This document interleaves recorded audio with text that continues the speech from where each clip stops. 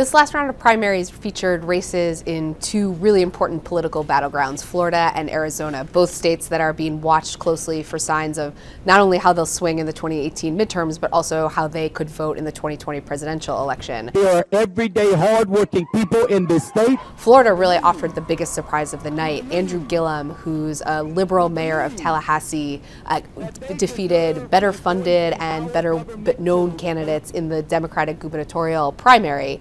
He had the backing of Bernie Sanders and really used grassroots energy and small dollar donations to overcome a pretty competitive Democratic field.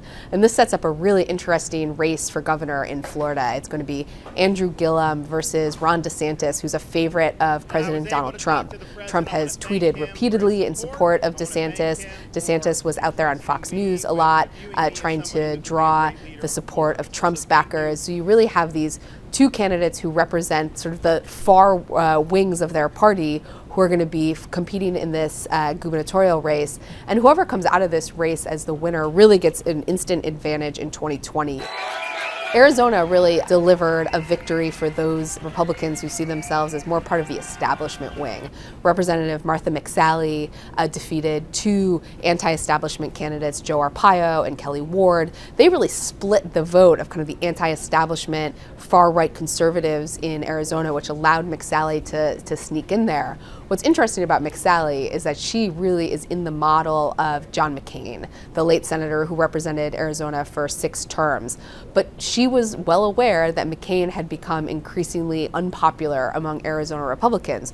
So her strategy was to align herself much more closely with Trump than with McCain in that primary, and it worked to her advantage. The primary in Arizona really comes at a time of political transition for this state. The seat that was on the ballot was the one that had been occupied by Senator Jeff Flake, but the Arizona governor is going to have to name a replacement for Senator John McCain in the next few days. So Arizona, which is a state that Democrats are really keeping an eye on and hoping to be able to push more to the left, is really in a moment of transition, of upheaval, and it could shape the way that state looks in political campaigns, not just for these midterms, but in the 2020 presidential election as well. So in Florida, Trump is really casting this as another example that he controls the Republican Party. He was out there early supporting Ron DeSantis, tweeted support for him frequently. Arizona is a bit of a different story. You had 3 Republicans who were running for the Senate nomination, and all of them were aligned with Trump, but Trump himself had never actually come out and endorsed one of them.